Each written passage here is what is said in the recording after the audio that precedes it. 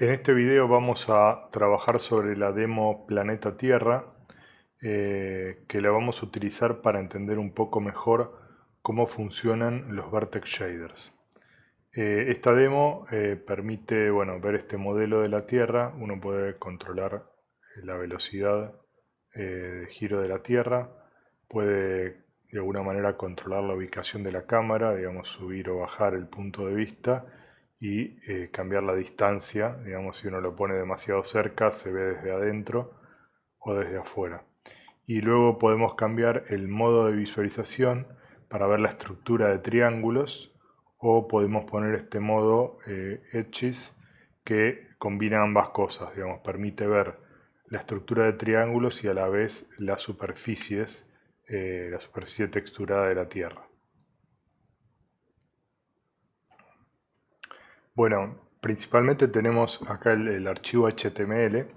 Este documento en particular es bastante extenso, digamos, tiene unas cuantas líneas de código, por eso separé en dos archivos los shaders. En lugar de incluirlos en el cuerpo del documento HTML, los puse en estos dos archivos separados, Fragment Shader GLSL y Vertex Shader, y acá utilicé una función para cargar esos shaders.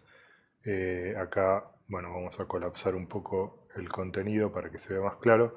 Esta función load shaders básicamente lo que hace es cargar los dos archivos externos y avisarme cuando está listo el proceso.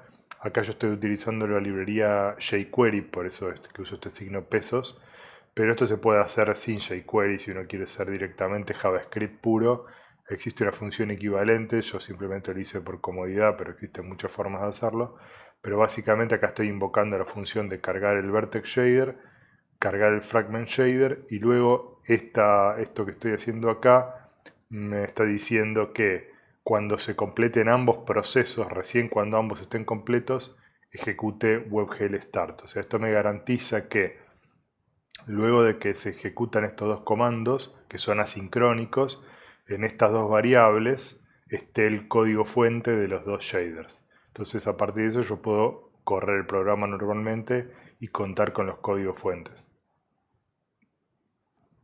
Bueno, globalmente, de acá podrán ver que los nombres se describen bastante bien de qué se trata, pero bueno, tenemos un programa WebGL que básicamente levanta los programas, los compila.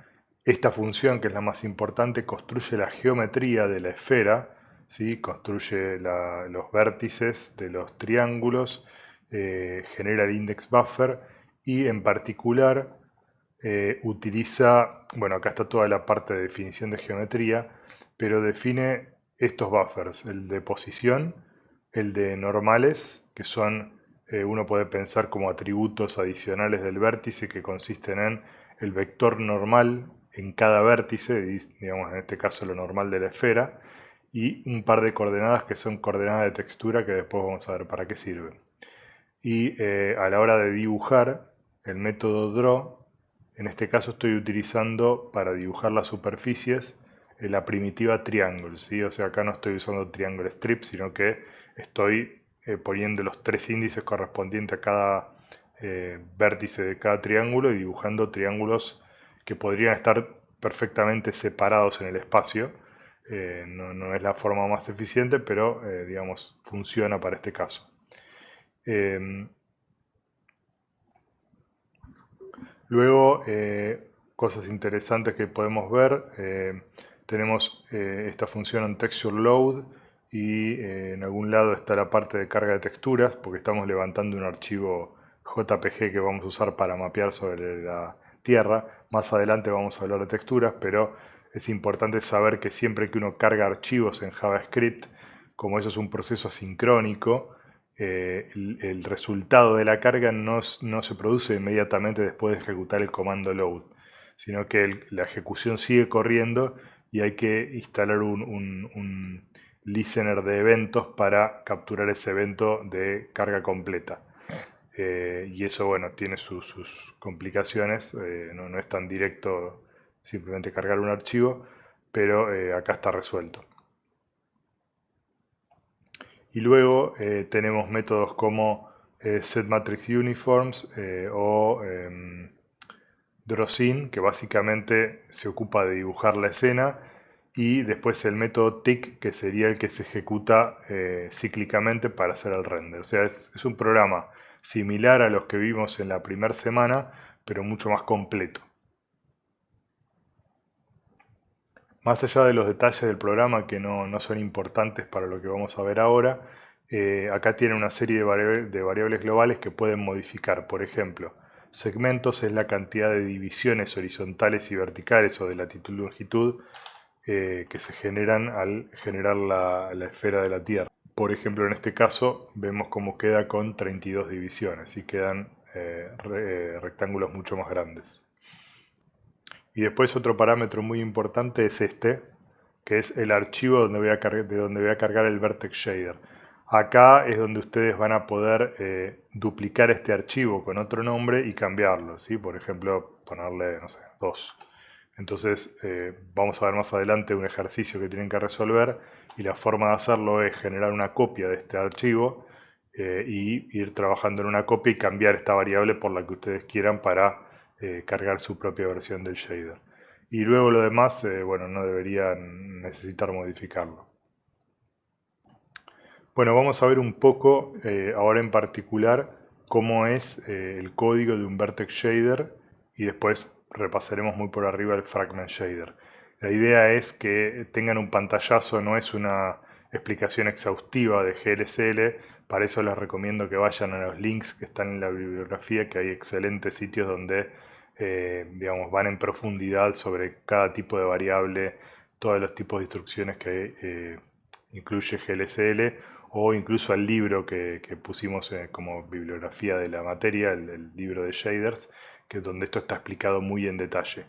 Pero bueno, vamos a hacer un repaso igualmente global para que entiendan este programa en particular. Acá los comentarios igual lo explican bastante bien. Por un lado tenemos en el principio del programa del Vertex Shader, tenemos la definición de cuáles son los atributos que van a entrar al programa, en este caso la posición, la normal y las coordenadas UV. Y en cada caso estamos diciendo de qué tipo de dato se trata, de un vector de 3 coordenadas o un vector de 2 coordenadas en este caso. La palabra attribute nos indica que va a haber que alimentar al programa, ¿sí?, con un buffer que tenga por lo menos un arreglo con todos estos elementos, otro buffer para las normales y otro buffer para las coordenadas UV. Y en todos los casos, los tres arrays van a tener que tener la misma cantidad de ternas o pares para alimentar simultáneamente a los tres. Es decir, si tenemos 10 vértices, ¿sí?, va a haber que tener 30 valores en el array de posiciones, 30 en el de normales y 20 en el de coordenadas UV, porque la cuenta es cantidad de elementos, ¿sí?, por la cantidad de componentes. Luego tenemos las variables uniform. Las variables uniform son variables globales que tienen el mismo valor para todas las unidades de procesamiento de la GPU. Nosotros vimos al principio de la materia que la GPU son cientos de núcleos o incluso pueden ser miles que ejecutan un programa al unísono, es decir, todos los programas, todas las unidades ejecutan el mismo programa simultáneamente, pero sobre diferentes datos, es decir, el núcleo número 1 va a recibir el vértice número 1, el núcleo número 2, el 2 o cualquiera, digamos, pero uno distinto. O sea, cada núcleo va a recibir un conjunto de atributos diferentes, pero el mismo valor de variables uniform. O sea, por definición, la variable uniform es un solo valor que está en memoria, de la cual todos los núcleos consumen el mismo dato. Es una memoria compartida entre los núcleos.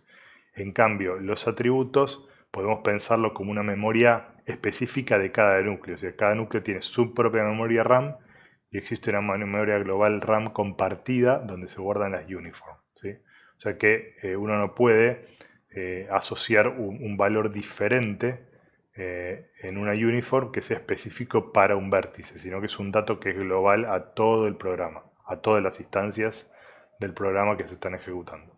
Entonces acá tenemos, por ejemplo, la la matriz de modelado, la matriz de vista, la matriz de proyección y la matriz de normales, que después vamos a ver más adelante para qué sirve. La variable tiempo, el sampler, que es un tipo de variable especial o objeto especial que permite leer de una textura información. Y luego estas variables varying, que tienen un funcionamiento particular. Acá, como lo explica en el comentario, la variable varying es una variable que se genera como salida de un vertex shader, o sea, dijimos que un vertex shader recibe un vértice y devuelve un vértice modificado. Esa es la lógica general, es decir, recibe atributos y genera como salida un conjunto de atributos. La salida no necesariamente tiene que ser la misma cantidad de datos que la entrada, ¿sí? O sea, yo acá estoy, por ejemplo, vamos a adelantarnos un poquito, yendo al main, a la función principal del shader, y estoy diciendo, guardar en una variable temporal la posición, el atributo posición en la variable position, el atributo normal en la variable normal, y el atributo AV en la variable V. Lo que sí o sí estoy obligado a hacer como salida, como el return, digamos, de un vertex shader es esta variable especial, escribir esta variable que se llama glPosition, que es cuál es la posición modificada de ese vértice. Es lo único en lo que estoy obligado. Después puedo, es opcional, generar otras salidas. Yo en este caso estoy escribiendo esta variable que tiene la b corta por varying, esta y esta. ¿Sí? Estoy generando tres salidas adicionales además de glPosition. O sea que a este vertex shader entran tres valores de atributos y salen cuatro valores. La posición, que es obligatoria, ¿sí? Sí o sí tengo que devolver algún valor. Y estos tres atributos que están acá, que son opcionales. El usuario puede elegir devolver o no los que quiera. Entonces, las salidas del vertex shader se definen a través de estas variables varying, ¿sí? O sea, entra un vértice al programa, sale un vértice modificado que puede tener más atributos de lo que tenía originalmente o menos. Por último tenemos las constantes, ¿sí? Simplemente el valor de pi, lo estoy poniendo acá para usarlo, y vamos a ver el programa, qué es lo que hace este programa básicamente. Lo que tenemos acá es más o menos, representa en general lo que debería ser un vertex shader tradicional, que es básicamente aplicar a cada vértice las transformaciones a través de matrices. Entonces, vamos a ver un poquito qué es lo que pasa acá. Primero, para manipular cualquier valor que leemos de un atributo, tenemos que pasarle una variable, porque los atributos son de solo lectura, uno no puede escribir en estas variables, son read-only. Entonces la pasamos una variable temporal, position, normal y v. Luego acá estamos leyendo el color de la textura, que después vamos a ver más adelante en detalle este tema, y este comentario por ahora lo vamos a ignorar. Entonces fíjense lo que hacemos acá. Tomamos la posición del vértice, lo multiplicamos por la matriz de modelado, que es lo que primero haríamos cuando hacemos las transformaciones en el pipeline. Primero aplicamos la matriz de modelado y obtenemos la posición original en el espacio de mundo, por eso dice world position, ¿sí? Luego de eso aplicamos la matriz de vista y obtenemos la posición en el espacio de cámara, y por último aplicamos la matriz de proyección para obtener la coordenada en el espacio de pantalla, digamos la coordenada en definitiva en el espacio normalizado, que luego se transforma en dos dimensiones. O sea que con esta información el rasterizador sabe dónde dibujar en dos dimensiones el triángulo y a partir de ahí puede convertirlo a fragmentos, ¿sí? O sea, por eso esa información es esencial, obligatoria. Si el programa no devolviera este dato, el rasterizador no sabría cómo dibujar el triángulo en la pantalla en dos dimensiones, básicamente. Y como dijimos al principio, en realidad WebGL no trabaja en tres dimensiones, sino que somos nosotros a través de las transformaciones que generamos esta ilusión de perspectiva, pero en realidad WebGL dibuja triángulos en dos dimensiones.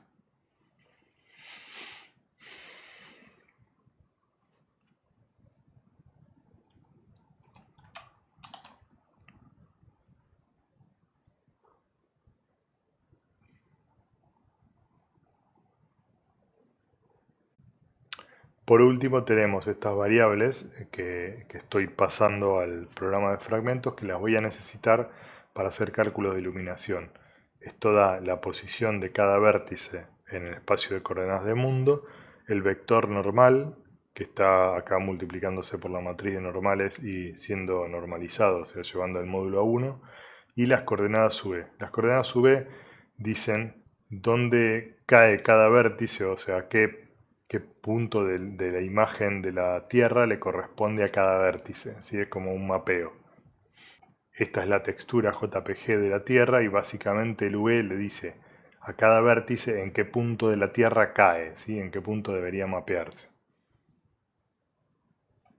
Por último tenemos el Fragment Shader. No vamos a entrar mucho en detalle de lo que se está haciendo acá, pero básicamente fíjense que tenemos que como entrada tenemos que volver a declarar las varying, ¿sí? Que llegan al Fragment Shader con los mismos nombres que salieron del Vertex Shader. Luego tenemos una serie de variables uniform, que son simplemente variables globales. Y lo que estamos haciendo acá es utilizar el valor de estas varings para hacer cálculos del color de píxeles. Básicamente lo que tienen que entender acá es que cada uno de estos valores va a ser un valor diferente para cada píxel y que es el rasterizador el que genera los valores de cada una de estas variables a partir de los datos de los tres vértices que forman un triángulo. Como decía en un comentario en el Vertex Shader, uno puede tener un triángulo, obviamente formado por tres vértices, que ocupe un área muy chica en la pantalla, que tenga por ejemplo 100 píxeles de tamaño o que tenga 1.000.000, si es que ocupa toda la pantalla. O sea que no hay una relación directa entre la cantidad de variables o elementos que salen del Vertex Shader y la cantidad de variables varying que entran en los fragments. Puede haber, con tres vértices se pueden generar millones de fragmentos, cientos o decenas. El rasterizador lo que hace es interpolar los valores de cada una de estas varying de los tres vértices y obtener una versión interpolada de cada valor para cada fragmento, en función de la distancia de cada fragmento a cada uno de los vértices que forma el triángulo. Bueno, entonces, ¿para qué sirve esta demo? El objetivo es que sobre esta demo trabajemos un poco alterando o distorsionando la malla de triángulos que fue originalmente definida en JavaScript. Yo voy a descomentar esta línea y fíjense que lo que está haciendo es tomar la posición original, ¿sí? La posición de cada vértice en la esfera, que simplemente se generó utilizando las ecuaciones de coordenadas esféricas, barriendo latitud y longitud. Y lo que estoy haciendo acá es sumarle a cada posición un vector, que es el vector normal, multiplicado por una cantidad. O sea, básicamente el vector normal es un vector saliente a la esfera y multiplicarlo por un escalar es justamente cambiar la escala de ese vector normal en forma localizada. O sea, para cada vértice va a haber un módulo diferente de la normal. Y fíjense que lo que está pasando acá es que estoy usando el seno de la posición en i, o sea, de acuerdo a la posición del vértice en el sentido vertical del mundo, va a tener un módulo diferente. O sea que algunas normales que se van a sumar a la esfera van a tener un módulo grande y otros van a tener un módulo más chico, digamos, porque acá tenemos 1 más el seno puede valer negativo, o sea que este módulo puede valer entre 0 y 2. ¿Sí? Esta parte puede valer entre 0 y 2 y luego lo estoy achicando un poquito. Vamos a ver qué efecto tiene. Bueno, acá podemos ver el resultado. Lo que está pasando es que las posiciones originales de los vértices son desplazadas hacia afuera, como infladas, pero no en forma lineal. Por eso es que esto no se podría lograr con una matriz. La matriz de transformación, por definición, ejecuta transformaciones lineales, o sea, parejas para toda la esfera. Entonces, nosotros hablamos siempre que el Vertex Shader permite hacer cualquier tipo de modificación de las posiciones. Pero nosotros podríamos clasificar las modificaciones que podemos hacer a través de un Vertex Shader en dos. Las que hacemos con matrices, que son lineales, mover, escalar y rotar, y las deformaciones, que serían transformaciones no lineales, porque no son iguales para cada vértice, sino que la modificación que se aplica es local o es diferente en función de qué vértice estamos tratando. Entonces podemos separar entre las deformaciones y las transformaciones lineales. Las deformaciones obviamente no las podemos resolver con un único parámetro global, sino que en definitiva se van a calcular específicamente para cada uno. Y esto habilita un montón de efectos muy interesantes. Supongamos, por ejemplo, ahora que yo le sumo a esta función seno el tiempo, ¿sí? La variable time. Vamos a ver qué pasa. Vamos a multiplicarlo por 20 porque si no va a andar demasiado lento. Bueno, aquí se puede ver cómo la onda va moviéndose de arriba para abajo, ¿sí? Va progresando, va cambiando su fase. Vamos a bajarle la velocidad.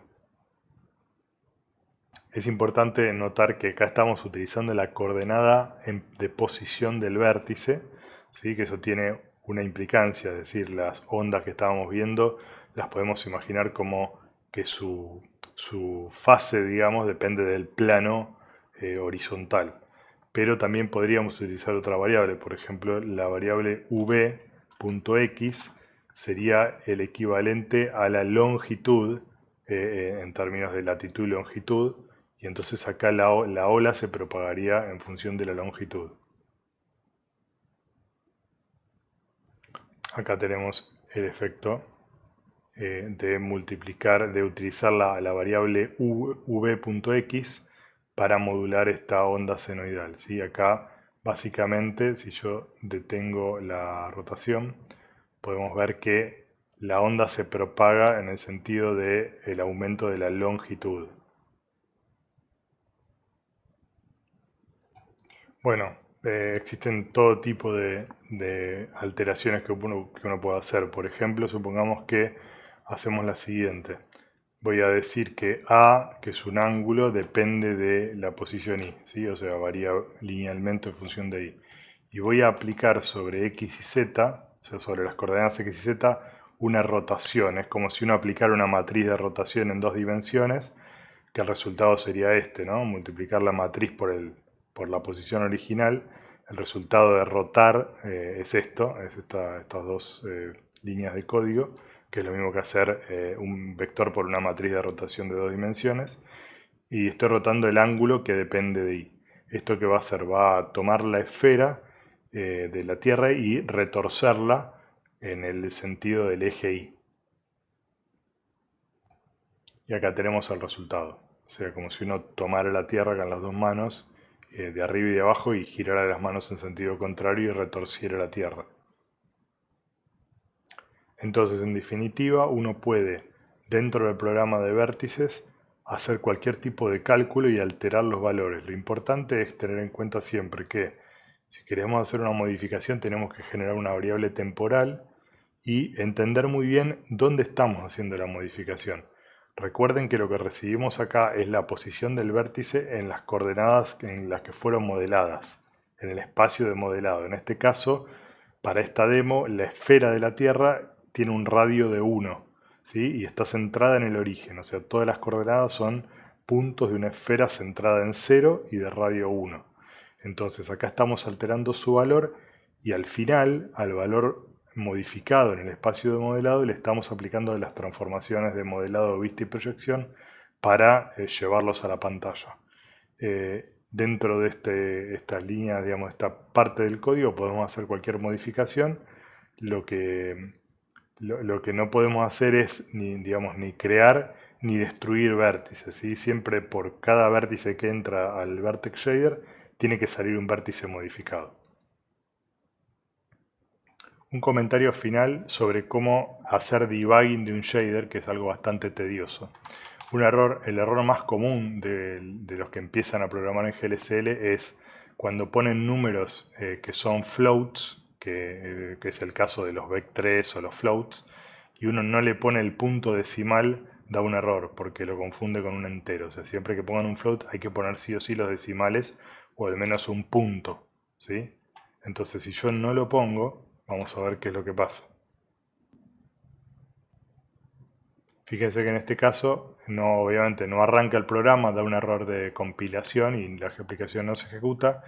Y acá, en particular, yo estoy tirando el error de compilación en mi código JavaScript hice que salga por consola si hay un error de programación. Y es bastante críptico entenderlo, pero acá dice que en la línea 44 dice que hay un tipo de operando no válido, ¿sí? Dice que esperaba un vector de 3 de tipo float y hay una constante entera. Entonces uno tiene que ir a esa línea y ver lo que pasa. Y bueno, acá vemos que justamente la línea 44, digamos acá, este vector, que es un vector de 3, espera 3 componentes en float y acá de alguna manera estoy calculando algo que da un entero. Entonces hay que poner el punto decimal. Y otros tips importantes que cuando vean los tutoriales de GLSL lo van a entender. A veces la notación confunde un poco, pero uno puede combinar en una misma expresión vec3 y valores escalares, variables float, como en este caso. O sea, yo tengo esto que es un vector de 3 multiplicado por algo que es un escalar. ¿Sí? Eso es perfectamente válido.